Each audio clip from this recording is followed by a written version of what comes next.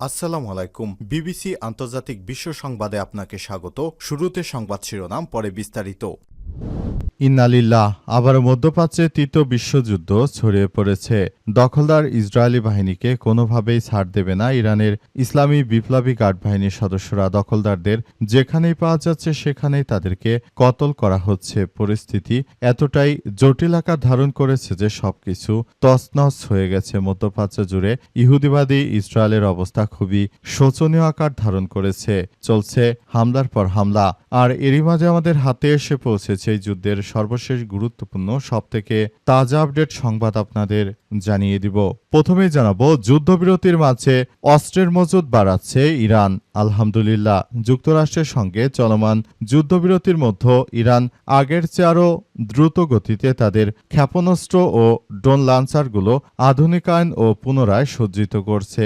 ইরানের ইসলামিক বিপ্লবী গার্ড বাহিনী বা আইআরজিসির অ্যারোস্পেস ফোর্সের কমান্ডার মাজিদ মুসাবি নূর নিউজকে দেওয়া এক সাক্ষাৎকারে এসব কথা নিশ্চিত করেছেন। তিনি বলেন, শুধুমাত্র ইরানই পেরেছে। আমাদের শত্রুরা এত অল্প সময় যুদ্ধবিরতির এত কম সময়ের মধ্যে তারা অস্ত্রশস্ত্র সরঞ্জাম ঠিকঠাক করতে পারেনি। এটি ইরান করেছে। সুতরাং এবার যদি যুদ্ধ লাগে তাহলে ইরান তাদেরকে চরমভাবে শিক্ষা দেবে।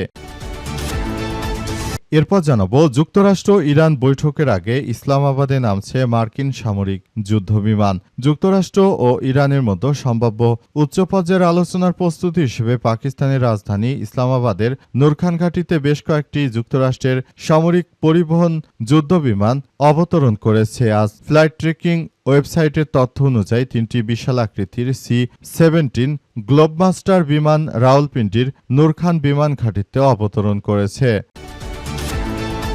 এদিকে যুদ্ধবন্ধে ট্রাম্পের অনভিজ্ঞ কূটনৈতিক দলের উপর ভরসা পাচ্ছে না ইউরোপীয় মিত্ররা। ইরান ও যুক্তরাষ্ট্রের মধ্যে চলমান সংঘাত নিরসনে একটি তড়িঘড়ি ও ভাষা চুক্তির সম্ভাবনা নিয়ে গভীর উদ্বেগ প্রকাশ করেছে ইউরোপীয় মিত্ররা। তারা জানিয়েছে যে ধরনের যে ধরনের যুদ্ধবিরতি করতে চাইছে ট্রাম্প, এটি কোনোভাবে হয়তো বাস্তবে পরিণত হবে না। এবারে জানাবো, যীশু খ্রিস্টের মূর্তির উপর হাতুড়ি দিয়ে হামলা সেনা সদস্যের, তোপের মুখে ইসরায়েল। যীশু খ্রিস্টের মূর্তির উপর হাতুড়ি দিয়ে হামলা করেছে এক ইসরায়েলি সেনা সদস্য। এমন একটি ছবি সামাজিক যোগাযোগ মাধ্যমে ছড়িয়ে পড়েছে। ছবিটি লেবাননে ইসরায়েলি আগ্রাসন চলাকালে তোলা। যীশু খ্রিস্টের মূর্তির উপর এমন হামলার ঘটনা বিশ্বজুড়ে খ্রিস্টানদের মধ্যে ব্যাপক ক্ষোভের জন্ম দিয়েছে। তবে এই ঘটনায় উক্ত সেনা সদস্যকে গ্রেপ্তার করা হবে বলে জানিয়েছে ইহুদিবাদী ইসরায়েল। এবং সর্বশেষ জানাবো, দেশে দুর্নীতি, চাঁদাবাজি, দাপট, বিকল্প শক্তি গঠনের ডাক নাহিদ ইসলামের। সারা দেশে দুর্নীতি, চাঁদাবাজি, সন্ত্রাসের বিস্তার ঘটছে বলে মন্তব্য করেছেন জাতীয় নাগরিক পার্টি এনসিপির আহ্বায়ক নাহিদ ইসলাম। তিনি বলেছেন, বর্তমান নির্বাচনের মাধ্যমে জনগণের জনরায় ও গণভোট সরাসরি অস্বীকার করা হয়েছে। এই সংকটময় মুহূর্তে দেশের সামগ্রিক ক্ষমতা কাঠামো পরিবর্তনের লক্ষ্যে একটি শক্তিশালী বিকল্প শক্তি গড়ে তোলার আহ্বান জানিয়েছেন তিনি আরও জানিয়েছেন যে আমরা পুরোপুরি প্রক্রিয়াটি আসলে করতে চাই, সেজন্য তিনি এই কার্যক্রমগুলো চালিয়ে যাচ্ছেন। প্রিয় দর্শক, এতক্ষণ শুনছিলেন সংবাদ শিরোনাম, এবারে বিস্তারিত। তবে তার আগে বন্ধুরা, অনুরোধ থাকবে এই সংবাদটিতে একটি লাইক দিন। এই চ্যানেলে আপনি নতুন হয়ে থাকলে আমাদের সংবাদটি দেখতে চ্যানেলটি সাবস্ক্রাইব করে রাখুন। কমেন্ট করে বন্ধুরা আপনার মূল্যবান মতামত জানিয়ে দিন আপনি বিশ্বের কোন দেশ থেকে বা বাংলাদেশের কোন স্থান থেকে আমাদের সংবাদটি দেখছেন এবং শুনছেন। আর বন্ধুরা, সংবাদটি আপনার সোশ্যাল মিডিয়া ফেসবুকে শেয়ার করে বন্ধুদেরও দেখার সুযোগ করে দিন। গাজা যুদ্ধে আপনি যদি নিরীহ ফিলিস্তিনিদের ভালোবেসে থাকেন বন্ধুরা, কমেন্টে ইয়েস লিখে পুরো বিশ্বকে আমাদের এই সংবাদটি দেখার সুযোগ করে দিন। এবারে বিস্তারিত। যুদ্ধবিরতিতে অস্ত্রের মজুদ বাড়াচ্ছে ইরান। যুক্তরাষ্ট্রের সঙ্গে চলমান যুদ্ধবিরতির মধ্যেই ইরান আগের চেয়েও আরও দ্রুত গতিতে তাদের ক্ষেপণাস্ত্র ও ড্রোন লঞ্চারগুলো আধুনিকায়ন ও পুনরায় সজ্জিত করছে। ইরানের ইসলামী বিপ্লবী গার্ড বাহিনী বা আইআরজিসির অ্যারোস্পেস ফোর্সের কমান্ডার মাজিদ মুসাবি নূর নিউজকে দেওয়া এক সাক্ষাৎকারে সব তথ্য জানিয়েছেন। আল জাজিরা জানিয়েছে যে সাক্ষাৎকারটি প্রচারের সময় মুসাবির একটি সম্পাদিত ভিডিও প্রকাশ করা হয়। সেখানে তাকে একটি গোপন ভূগর্ভস্থ সমস্ত ক্ষেপণাস্ত্র ঘাঁটি পরিদর্শন করতে দেখা গেছে। মুসাবি বলেন, ইরানের মতো করে শত্রুরা এই যুদ্ধবিরতির সময় তাদের গোলাবারুদ মজুদ পুনরায় পুনর্গঠন করতে সক্ষম হয়নি। যুদ্ধবিরতির সময় আমাদের ক্ষেপণাস্ত্র ও ড্রোন লান্সার প্যাডগুলো আধুনিকায়ন করার জন্য আমরা সর্বাত্মকভাবে প্রচেষ্টা চালিয়ে সবকিছু আধুনিকায়ন করেছে। এখন যুক্তরাষ্ট্র যদি পুনরায় আমাদের সঙ্গে যুদ্ধ করতে চায় তাহলে তাদেরকে আগের থেকেও অনেক কঠিনভাবে জবাব দেওয়া হবে বলে নিশ্চিত করা হয়েছে এবং আরও জানানো হয়েছে যে মার্কিন যুক্তরাষ্ট্র তারা শুরু থেকে যেভাবে আমাদের বিরুদ্ধে এই ধরনের সামরিক আগ্রাসন চালিয়ে গেছে এটি কোনোভাবেই আসলে গ্রহণযোগ্য হতে পারে না। একটি স্বাধীন সার্বভৌম রাষ্ট্রের উপর তারা যেভাবে আক্রমণ চালিয়েছে এই আক্রমণ অনাকাঙ্ক্ষিত। এই ঘটনা ঘটানো মার্কিন যুক্তরাষ্ট্রের জন্য ইচ্ছাকৃত ছিল এবং তারা দীর্ঘদিন ধরে আমাদের দেশের বিরুদ্ধে তারা ষড়যন্ত্রমূলক একটি যুদ্ধ করবে এই প্রত্যাশা করেছিল। তবে পরিস্থিতি যতই খারাপ হোক না কেন ইরান তার শত্রুদেরকে দাঁতভাঙা জবাব দিয়েছে বলে জানান তিনি।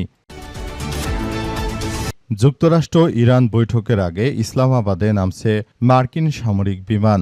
যুক্তরাষ্ট্র এবং ইরানের সম্ভাব্য উচ্চ পর্যায়ের আলোচনার প্রস্তুতি হিসেবে পাকিস্তানের রাজধানী ইসলামাবাদে যুক্তরাষ্ট্রের বেশ কয়েকটি সামরিক পরিবহন বিমান অবতরণ করতে শুরু করেছে। আজ ফ্লাইট ট্র্যাকিং ওয়েবসাইটের তথ্য অনুযায়ী 3টি বিশাল আকৃতির C-17 গ্লোবমাস্টার বিমান রাওয়ালপিন্ডির নূর খান বিমান ঘাঁটিতে অবতরণ করেছে। বিমানগুলো মূলত নিরাপত্তা সরঞ্জাম ও যোগাযোগ ব্যবস্থা এবং উচ্চ পর্যায়ের সফরের জন্য প্রয়োজনীয় লজিস্টিক সাপোর্ট বহন করতে পারে বলে জানিয়েছে মার্কিন যুক্তরাষ্ট্র এবং দখলদার ইসরায়েলি বাহিনী ও মার্কিন যুক্তরাষ্ট্র তারা এই পর্যায়ে ইরানের বিরুদ্ধে তারা শক্ত একটি কার্যক্রম গড়ে তুলতে চায়। মূলত এমন একটি কার্যক্রম তারা গড়ে তুলতে চায় যাতে করে ভবিষ্যতে আসলে এই প্রক্রিয়াগুলো তারা সেভাবেই চালিয়ে যেতে পারে। তাদের মেন উদ্দেশ্য হচ্ছে তারা জায়নবাদীরা আসলে শুরু থেকে একটি সন্ত্রাসী গোষ্ঠীকে তারা মদতপুষ্ট একটি সরকার হিসেবে দায়িত্ব পালন করছে। সারা বিশ্বের বুকে তারা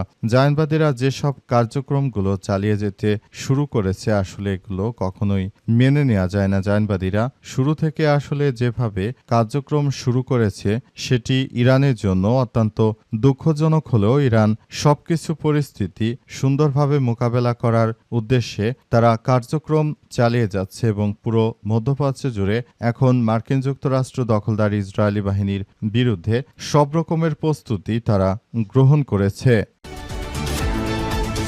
যুদ্ধপন্থে ট্রাম্পের অনভিজ্ঞ কূটনৈতিক দলের উপর ভরসা পাচ্ছে না ইউরোপীয় মিত্ররা।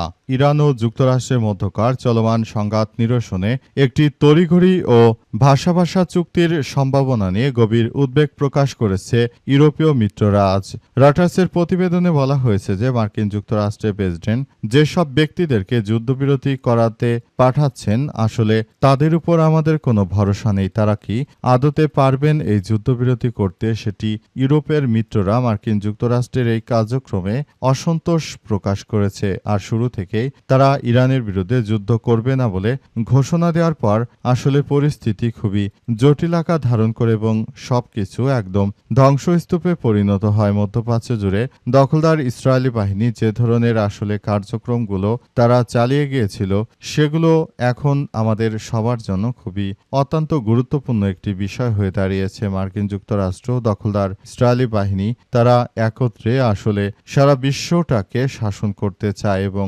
মধ্যপ্রাচ্য সহ পুরো বিশ্বের অর্থনৈতিক ব্যবস্থা মার্কিন যুক্তরাষ্ট্র তারা নিজেরা সবকিছুর নিয়ন্ত্রণে নিতে চায়, কিন্তু ইরান এটি হতে দেবে না। ইরান জানিয়েছে যে অন্তত খারাপের থেকে একটু ভালোর আশাবাদ তারা ব্যক্ত করে এবং এই যুদ্ধ তারা যে চালিয়ে যাচ্ছে এই যুদ্ধ চালানোর ফলে আসলে দখলদার ইসরায়েলি বাহিনী তারা কিন্তু নিরীহ ফিলিস্তিনিদের উপর আক্রমণ চালাতে পারছে না। এই মুহূর্তে নিরীহ ফিলিস্তিনিদের উপর কোনো ধরনের আক্রমণ করার সুযোগ পাচ্ছে না দখলদার ইসরায়েলি বাহিনী। মূলত এসব কারণেই আসলে তারা আবারও পরিস্থিতিটি খুবই গুরুত্ব সহকারে দেখছে।